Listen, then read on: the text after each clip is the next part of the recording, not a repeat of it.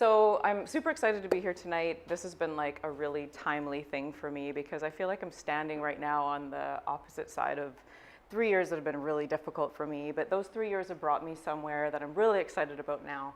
And so I'm going to share you a story about how grief, guilt, and a tunnel have brought me to what I'm doing right now and the art that I'm creating right now that I'm actually really excited about.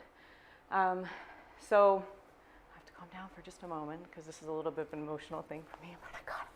Okay, so this starts here. I'm 20 years old. I'm at University of Victoria and I'm studying nursing because I really wanted to go to art school, but I came from a family where art was something that was more of a hobby. And so I'm sitting there painting with my mom in Mexico, but it was a hobby, it wasn't a real job. And so they encouraged me to get the job that had the pension and the benefits and all of those things. Came from a loving place, of course. So I studied nursing, became a registered nurse. But really, had the art thing, the art desire in the background. So I actually found this when I was putting the talk together. It's a post I did from Facebook back in 2007. Me wearing my nursing uniform, holding my painting. My two jobs, nurse and painters, just want to be a painter. Well, that's my ongoing struggle still today, 10 years later. I work as a registered nurse now 1 day a week, and I have so for over 3 years now. I've cut it down to that, but I can't quite let it go. I joke now that art is my full-time job and that nursing is my hobby, but really one of the reasons I haven't given up nursing is mostly due to guilt. Guilt of giving up the education that my parents helped me to get, guilt of not caring for people and not looking after people like nurses do. Although I'm starting to believe in my heart that I can help people with art and it doesn't have to be from nursing. So I'm moving towards that. So next time I talk to you, maybe it'll be gone.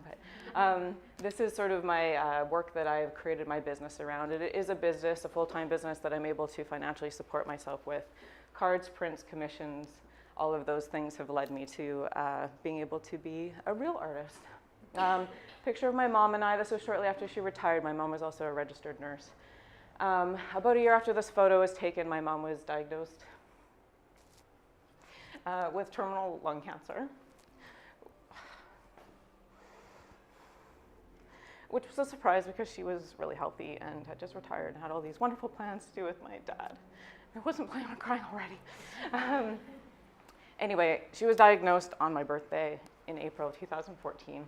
This was a show that I did in March of 2014 that Miss Jamie Smith encouraged me to do, where I rented an art space and put all of these things together. And it was one of the most difficult things I'd ever done. I really didn't want to do it. I wanted to cancel it because it was so stressful for me. But my mom felt so guilty about being sick, and she wanted me to carry on with my life and didn't want to change anything.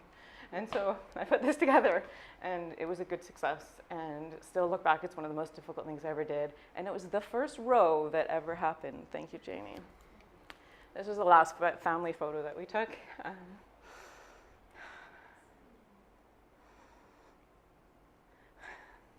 My mom passed away about a month after this photo. I gave a eulogy at her celebration of life in front of 150 people, and I always think, if I could do that, I can stand in front of anybody and talk. So here I am, and I'm crying, but it's okay. This is my puppy Maple. She's so cute, and she's digging a hole because she likes to do that all over my backyard. But she's symbolizing the tunnel that I felt like I had really slipped into after my mom passed away. A series of really shitty events happened in my life after that, not only losing my mom and having to support my dad, but my grandfather got sick, my mom's dad, and she wasn't there to care for him, so that became my job. And I was flying back and forth to Kelowna looking after him, and he passed away almost exactly a year after my mom passed away. I became the executor of his estate. And tell me that's a really, really stressful job, so if anybody ever needs help with that, I know how that works now. I'm also dealing with a criminal harassment case against me, which has been really stressful, and dealing with cops and now the court system and all of that. So stress, grief, all of those things. The next slides are going to be a series of things that I'm proud that I've done, and art things that I've done over the last few years, exciting projects, those kinds of things. These are all like the pretty Instagram photos that I share, but really what was happening behind was a lot of struggle. I found it hard to be excited about these things when normally I would have normally been. I'm a person that works really hard. I get excited about art, and I pushed really hard to get to where I am in my business. And so for me to not feel excited about those things just felt really difficult. grief does like a really weird thing to your head, which I've discovered is actually normal now. However, at the time I was convinced I had a brain tumor. I was driving around and I would not know where I was. I would get lost going to places, couldn't find my way home. I didn't know what I was doing at the grocery store. I couldn't remember people's names or where I'd been. And after a long time and doing grief counseling, I've discovered that that is actually normal. You have all this stuff going on in your head that needs to be processed, and your brain doesn't have time to like deal with the little stuff that's happening in the front. So I don't have a brain tumor, thank God, and these things are all normal. So needless to say, during this time I was having a difficult time creating art. This is me after the BC Children's Hospital project, and they gave us a really difficult timeline. I'm like laying on the floor being like, done. But that's actually like really how I felt with art and with my business in general. I felt like I had cement on my feet, and like I just couldn't move ahead with it, and it felt like work. Instead of like work, it felt like work. So it was a difficult place to be in, because it was this passion and this thing that I had like given up my like safe career for, and this thing that I really was driving for. This is my backyard studio. I used to look at this place, even though I love it, I looked at it with so much guilt, because I didn't want to go there because I didn't feel like creating art at the time. And when I went there, it just didn't feel right. But I'm now at a place where I'm like so excited to be here. And this has only really happened for me in the probably last like 4 to 6 months, so I'm excited to be sharing that now. And I'm creating some new work. One of the things that my grief counselor has encouraged me to do is to create work just to create work, which I'd like literally never done before, because I've always been very business driven and very financially driven, because I was giving up my nursing income to do art, so I better be making money from that. So I was always thinking about, was it sellable? Was it something I could make money from? And she said, just make art just for the process. So I did. I made this abstract painting, and it started off like really dark and ugly, and I cried the entire time I made this painting, but in the end, it ended up really bright and colorful. And it's not one of my strongest pieces of work, but it's one of my most favorite pieces of work because of the story that it tells and the reminder that it gives me of where I've come from and where I'm going. And so that experience has influenced the work that I'm creating now.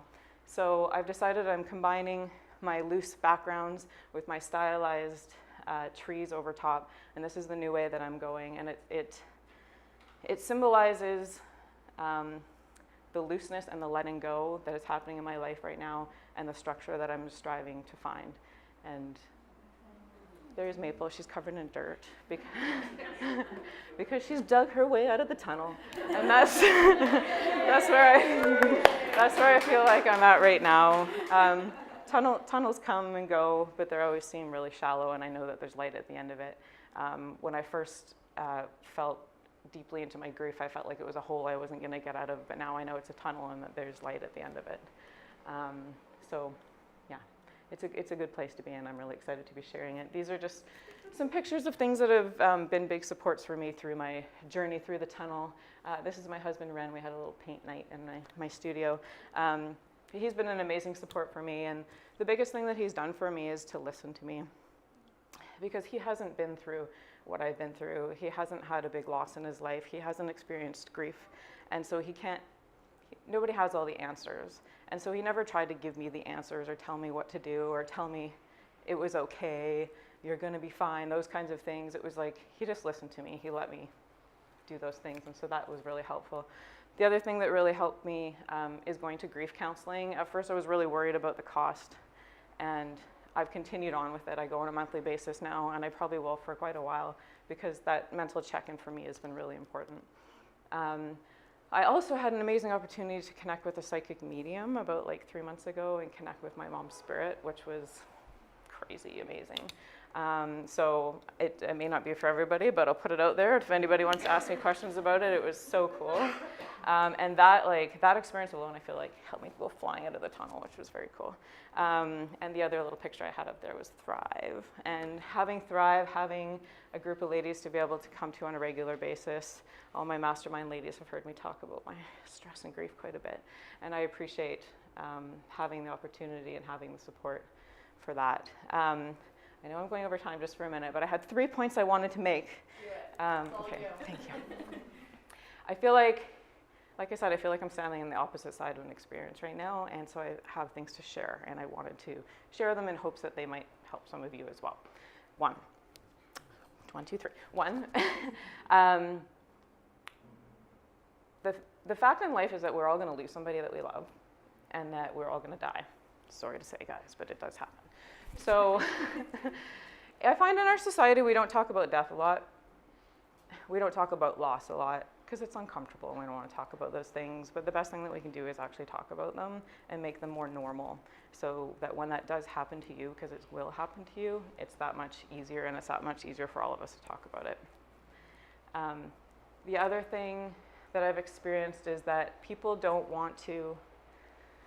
are afraid to ask how somebody is doing or to mention the person that has died. And that is actually just worse. But the reason that people don't want to ask those things, like, for example, people would always be like, oh, how's your dad? I didn't want to ask your dad how he was doing. I didn't want to upset him. Or I didn't want to mention your mom because I didn't want to upset him. Well, guess what? He's already upset. People are already sad. People are just behind closed doors being upset. My favorite place to cry is in my car. I like to drive around because for some reason I don't think there's windows and everybody can see me. So always, my counselor said, oh yeah, that's the number one place that people cry is in their car. But so don't be afraid to upset people because they're already upset. The best thing you can do is to let them know that you are still thinking about them. Again, you may not have those answers.